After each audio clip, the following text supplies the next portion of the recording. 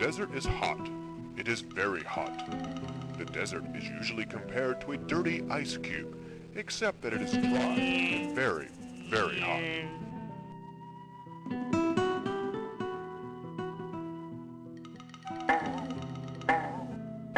The armadillo is a common sight.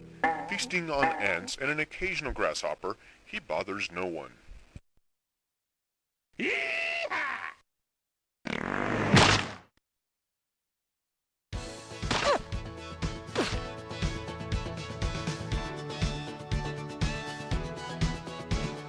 If it hadn't been for Cyberdillo, I'd been roadkill a long time ago. Where did it come from? Where did it go? Hit by a big car, Cyberdillo. Oh, Cyberdillo. It's like a horrible experiment on your mind, and it has a name that sounds like a 12-inch marital aid. It's a 10-hour test of endurance that consists of nothing but wavy floors, spiked balls, flying shit, and oh my god, the colors, man.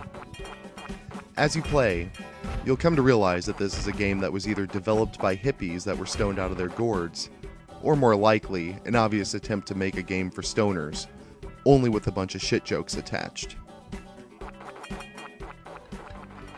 What Cyberdillo turns out to be is an experience that rivals the retina-bursting results of the Virtual Boy.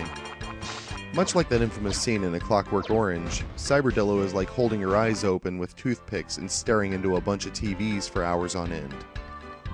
Only make those TVs as bright as spotlights if you catch my drift.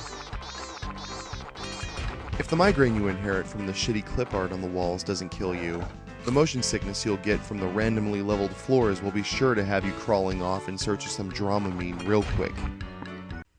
It's like the game should have come with either a joint or a warning label saying that playing this is like going on a 48-hour roller coaster ride after a trip to Country Buffet. 32 toilet-filled levels await you, filled with spiked balls, horses' asses,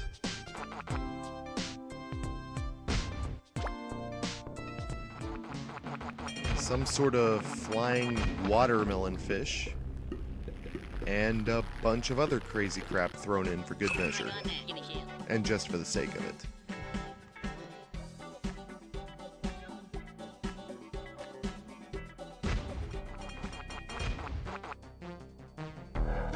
Each stage gets crazier than the last, and most result in all-out confusion and a feeling like you're walking through a hall of mirrors most of the time. Worse than that are the bullshit traps that make it impossible to avoid taking any damage. You'll come across rooms full of ice that send you hopelessly hurtling into spiked balls, or bumpers that will bounce you conveniently into even more spiked balls. Just to name a few examples, that is. There are also laxatives that will make you die of embarrassment if you don't find a toilet fast enough, and skin flutes that will blind you just to round things out.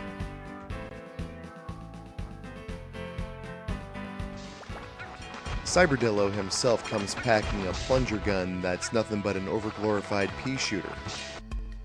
Other weapons consist of a big-ass nuclear cannon that takes forever to fire and can't hit for shit. And what shitty FPS isn't complete without its own shit-firing ass gun? Good thing is, these weapons are more powerful than your plungers, but ammo is so scarce and poorly placed that you'll never get more than a couple of shots off before you're depending on your pea shooter again. There's so much more to say about Cyberdillo, but really this has gone on for way too long. I'm not going to go on and mention the dumb as bricks AI, or the fact that you have to go and search out dog anuses just to pass a stage. You just can't make this crap up, people, unless you're halfway to a K-hole, that is. So let's sum it up already. Cyberdillo is nothing but a litmus test for epilepsy. Whether you're sober or you're stoned, you'll end up coming out of this thing confused, dazed, and feeling like your eyes are 10 times bigger than they really are. So what does this prove? This only proves that Cyberdillo is unfit for any kind of consumption by anyone. As always, you could read, watch, and bear witness to Cyberdillo and other really, really bad games at Gamescrap.com.